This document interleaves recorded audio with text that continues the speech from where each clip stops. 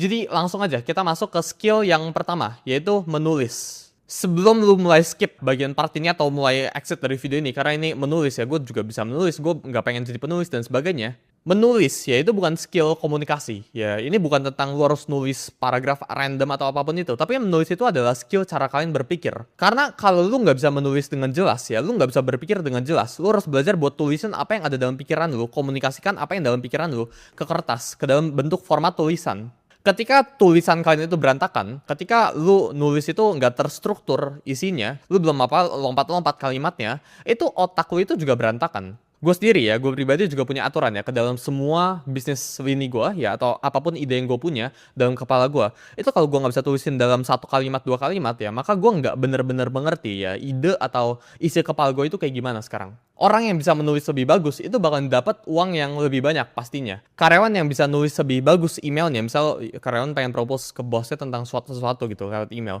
Dan ketika dia bisa tulis dari paragrafnya rapi, ya copywritingnya rapi, entering spacingnya itu rapi, itu bakal jauh di reward lebih bagus. Karena orang yang bisa menunjukkan dirinya itu clear, dirinya itu bisa nge-persuade orang ya, membujuk orang tanda kutip, itu bakal dapat reward yang lebih besar daripada yang nggak bisa.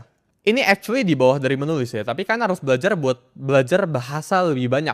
Jadi jangan cuma bisa Indonesia ya. Kalau bisa ini Inggris pun lu juga harus bisa. Jadi belajar buat bisa belajar bahasa Inggris ya, ngomong bahasa Inggris, kata-kata Inggris. Karena semakin banyak vocabulary yang lu tahu, semakin banyak knowledge kosakata yang lu tahu, maka semakin pinter keberadaan lu. Karena lu semakin bisa berpikir lebih luas. Semakin lu bisa berpikir lebih luas, semakin lu bisa menunjukkan bahwa diri lu itu tahu apa yang lu mau, lu semakin menunjukkan bahwa diri lu itu kompeten. Dan ketika lu tahu diri lu itu kompeten, lu bakal lebih gampang buat di-hire. Jadi belajar buat nulis. Nah, cara mulai menulis itu kayak gimana? Ini gue ada namanya itu 90 day protocol ya. Jadi 90 hari. Lu harus belajar buat 90 hari konsisten. Dan setelah 90 hari ini selesai, ini bakal jadi otomatis pokoknya. Mungkin dalam beberapa minggu pertama ini bakal tersiksa. Tapi setelah 90 hari ini, time frame 90 hari ini bakalan jadi otomatis buat diri lu. Dan lu harus lakukan ini sebelum umur 25. Karena setelah umur 25, otak lu itu udah hardwired. Udah nggak bisa diubah, udah susah berubahnya. Dan effort yang lu butuh buat menulis ya, butuh buat membangun skill yang gue bakal sebut di video ini bakal 10 kali lebih susah.